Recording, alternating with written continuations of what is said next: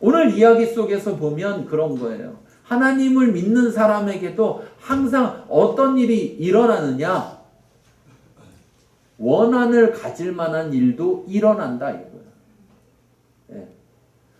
내가 원한을 가질 만한 그런 하나님의 백성임에도 원한을 가질 만한, 그러나 하나님의 백성인데 그 원한을 풀 수는 없는, 나에게는 그런 능력이 없는, 어찌 보면 억울한 이런 일들이 일어난다는 거예요. 여러분 여기서 꼭 기억하세요. 내가 하나님 믿는데 왜 그런 일이 일어나? 그걸 이상하게 여기지 마세요. 네.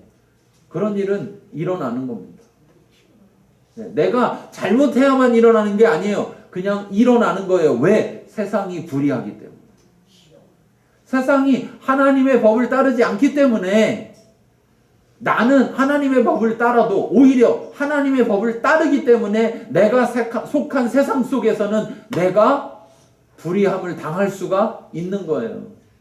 그럼 그걸 나쁘게 여기지 말고 당연하게 여겨야 되고, 그것이 또 하나의 증거가 될 수 있어요. 어떤 증거?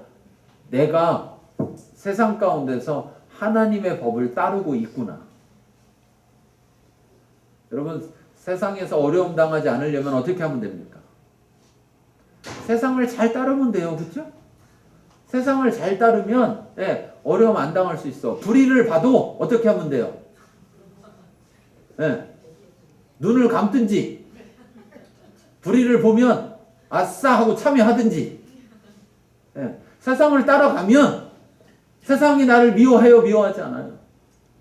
미워하지 않아요. 세상이 왜 날 미워하느냐? 세상을 따라가지 않기 때문에 미워하는 것이고, 그건 예수님이 이미 우리에게 말씀하신 거예요. 세상이 너를 미워하거든 이상히 여기지 말라. 너희를 미워하는 것이 아니라 나를 미워하는 것이다. 그럼 우리는 왜 미움을 당하느냐? 예수님의 제자로서 예수님을 따르니까. 예수님 따르니까요.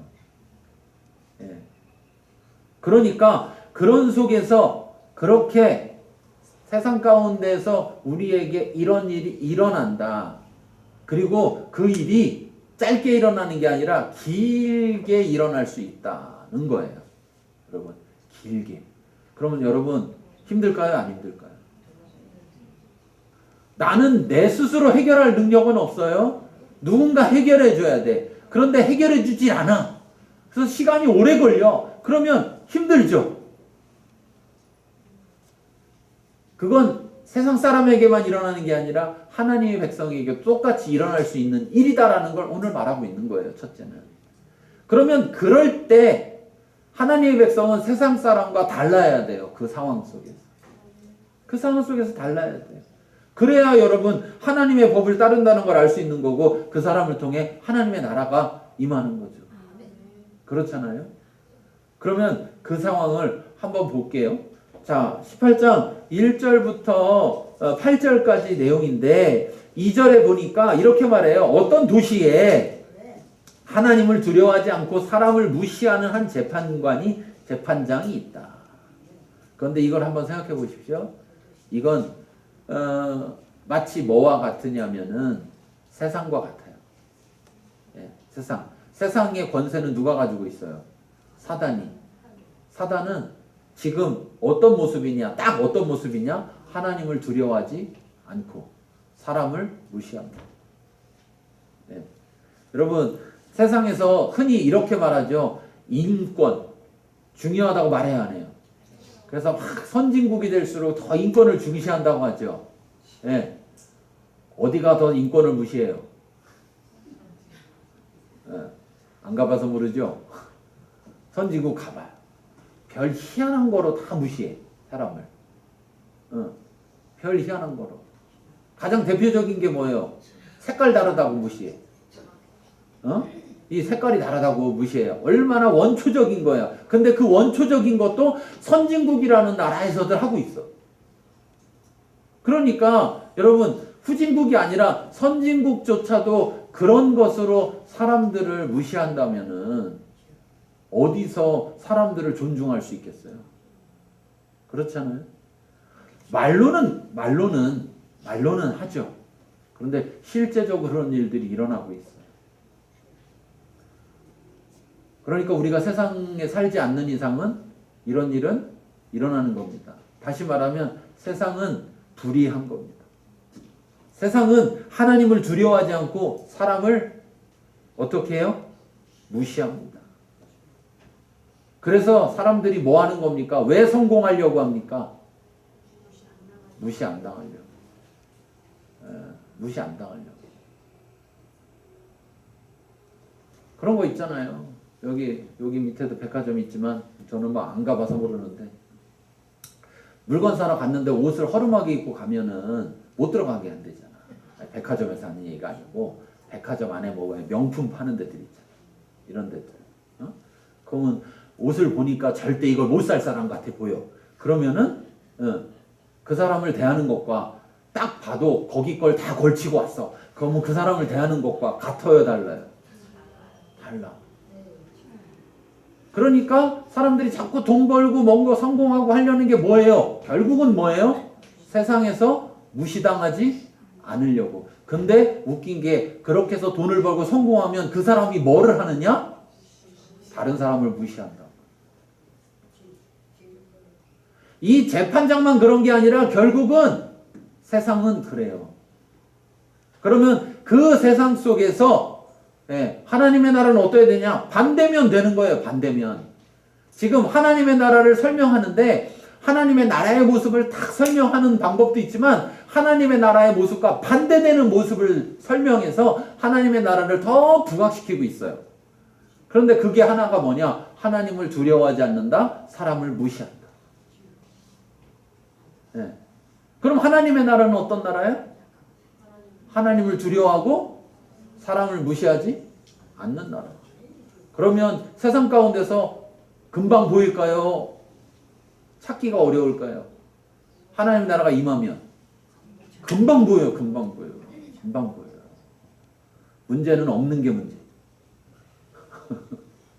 하나님의 나라가 임하면 금방 보여요. 근데 안 보여. 왜 안 보여요? 왜 안 보여요? 없으니까. 우리가 회개해야 되는 거예요. 우리가. 여러분 세상이 자꾸 안 좋아진다. 나빠진다. 여러분 여기 어르신들 계시지만 어르신들이 젊었을 때가 살기 좋았을까요? 지금이 살기 좋을까요? 네. 지금이 살기 좋은 것처럼 보여요. 네. 그런데 살기가 힘들어. 왜 그러느냐? 네. 옛날에는 흔히 말해서 같이 못 살으니까 서로 이렇게 의지해 살았는데 지금은요? 서로 의지해 살아요? 서로 의지하잖아요. 저도 죄송한 말씀이지만 아파트에 8년 살았는데 앞집 분들 얼굴만 알아요. 그냥 엘리베이터에서 인사만 할 뿐이야. 옛날에는 8년간 앞집에 살면 앞집도 아니 옆집이라고 해야죠. 그렇게 살면 어떻게 했을까요?